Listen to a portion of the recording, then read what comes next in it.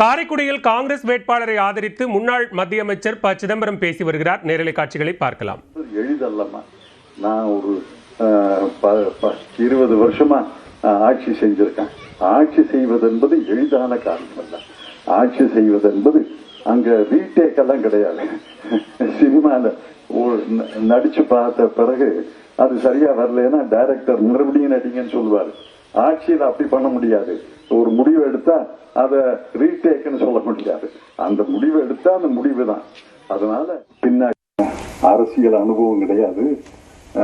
இன்னைக்கு வந்தாரு காரைக்குடிக்கு, பேசாமையே போயிட்டாரு. அது எப்படி? அரசியல் தான், பேச்சு தானே, சர்ச்சை தானே, விவாதம் தானே. என் கருத்தை நான் சொல்ற மாதிரி அவர் கருத்தை சொன்னா தானே விவாதம் பண்ண முடியும். நான் பேசாம மடந்தையாக இருப்பேன். நாளைக்கு பேசாம இருந்தா பத்திரிகையாளரை சந்திக்கிறது இல்லை, மக்களை சந்தித்து பேசுறது இல்லை. நான் வர்றேன். இப்ப உள்துறை அமைச்சரா இருக்கேன், நிதி அமைச்சரா இருந்தேன். நான் தனியா தான் கார வரல. நான் ஊர் ஊரா பேசுறதுக்கு தயாரா இருக்கான். அவங்க விவாதத்துக்கு தயாரா இருக்கான்.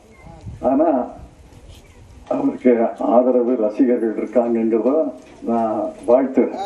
அவருக்கு வாழ்த்துக்கள். ஆனா ஆட்சி செய்யணும் இல்லை. ஆட்சி செய்வது வேற, சினிமாவில் நடிக்கிறது வேற. ஆட்சி செய்வது வேற.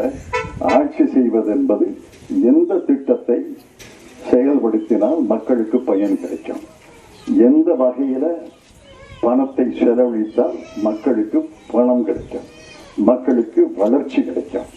சாலை திட்டம், குடிநீர் திட்டம், பள்ளிக்கூட திட்டம், மருத்துவமனை திட்டம் என்று அணுகி நுணுகி பார்த்து தான் ஆட்சி செய்யணும். ஆட்சி செய்யறது என்பது எளிதல்லமா.